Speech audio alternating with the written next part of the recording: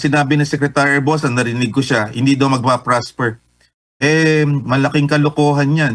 Imagine mo, Secretary siya ng Health, hindi niya protektahan ng budget, tapos sinusuportahan pa niya ang pagkuha. Ano namang klaseng Secretary of Health niyan? Dapat niyang pinotektahan niya, umaanid pa siya, na nakiayon lang siya, inutusan ng Kongreso. Pero tingin ko, that's an alleged conspiracy on the part of the lawmakers para idagdag yung provision na yun, para makuha nila yung pera yun. Kasi wala silang justification, kasi earmark yan for health.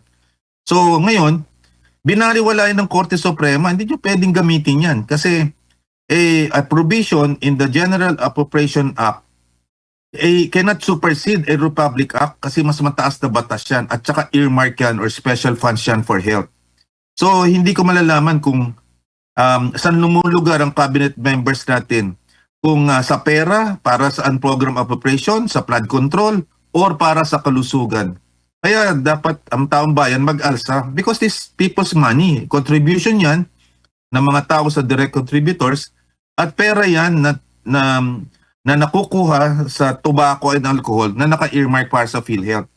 So the defunding of PhilHealth is a complete assault para sa ating mga tao. Kaya dapat labanan niyang maling mga pamamalakad ng Secretary of Health at saka ng Secretary of Finance at saka Executive Secretary Recto.